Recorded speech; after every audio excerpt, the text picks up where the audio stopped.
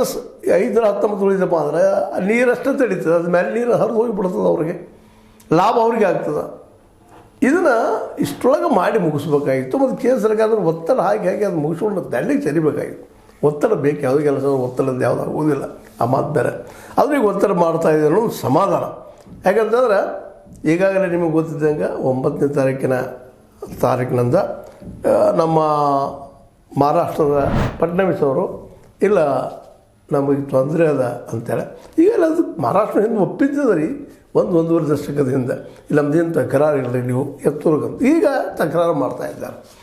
ಇದು ಯಾಕಂದರೆ ಕೇವಲ ರಾಜಕೀಯ ದುರುದ್ದೇಶದಿಂದ, ಅದ್ರ ಜೊತೆಗೆ ಅದಕ್ಕಿಂತ ಹೆಚ್ಚಿಗೆಪ್ಪ ಅಂದ್ರೆ ಆ ಎಕ್ಸಸ್ ನೀರನ್ನು ತಾವು ಹೊಡ್ಕೊಳ್ಬೇಕು ಅನ್ನುವಂಥದ್ದು. ಇದು ನಿಜವಾಗಿ ಇರಬಾರ್ದಾಗಿತ್ತು ನಮ್ಮಲ್ಲೇ. ಮತ್ತು ಕೇಂದ್ರ ಸರ್ಕಾರದಿಂದ ನಡಿಕೊಡಬಾರ್ದು ಕೆಲವು ವಿಷಯಗಳಲ್ಲ. ಯಾಕಂದ್ರೆ ಕೇಂದ್ರ ಸರ್ಕಾರಕ್ಕೆ ಎಲ್ಲನೂ ಅಷ್ಟೇ. ತಮ್ಮ ಸರ್ಕಾರ NDA ಅದಪ್ಪ, ಅವ್ರಿಗೆ ಅನುಕೂಲ ಆಗಲಿ, ಅಪೋಸಿಷನ್ ಪಾರ್ಟಿ ಬಂದ ಅವ್ರಿಗೆ ತೊಂದರೆ ಆಗಲಿ ಅನ್ನುವಂಥದ್ದು ಕೇಂದ್ರದ ಇರಲೇಬಾರ್ದು. ಅದು ದುರಂತ ಈ ದೇಶದೊಳಗೆ ಹಿಂಗೆ ನಡೀತಾ ಇದೆ ಅಂತ. ಪಾರ್ಟಿ ಇರಬೇಕು. ಪಾರ್ಟಿ ಇದ್ದಾಗ ಕೆಲವೊಮ್ಮೆ ಪಾರ್ಟಿ ಮೇಲಿನವರು ಏನು ಹೇಳೋದಿಲ್ಲ, ಅವ್ರಿಗೆ ಹಂಚಿ ಕೆಲಸ ಬಿಟ್ಟು ಬಿಡ್ತಿರ್ತಾರೆ. ಇವತ್ತು ನಮ್ಮ ಯಡಿಯೂರಪ್ಪನವರು ಹಿಂದೆ ಅಂಥ ಘಟನೆಗಳು ಮಾಡಿದರು, ಮೇಲೆ ನಮ್ಮ ಸರ್ಕಾರದ ಮಾಡ್ತದಂತೆ. ಯಾಕಂದ್ರೆ ಅವ್ರಿಗೆ ಕೇಳೋದು ಧೈರ್ಯ ಇರೋದಿಲ್ಲ. ಅಪೋಸಿಷನ್ ಇರ್ತದೆ, ಕೇಳ್ತಾರೆ, ಅವ್ರು ಮಾಡೋ ಮನಸ್ಸು ಇರೋದಿಲ್ಲ. ಇದರಿಂದಾಗಿ ಸಹಜವಾಗಿ ರಾಜ್ಯಕ್ಕೆ ಸಿಗಬೇಕಾದಂಥ ನ್ಯಾಯ ನೀರು ಸಿಗಲಾರ್ದ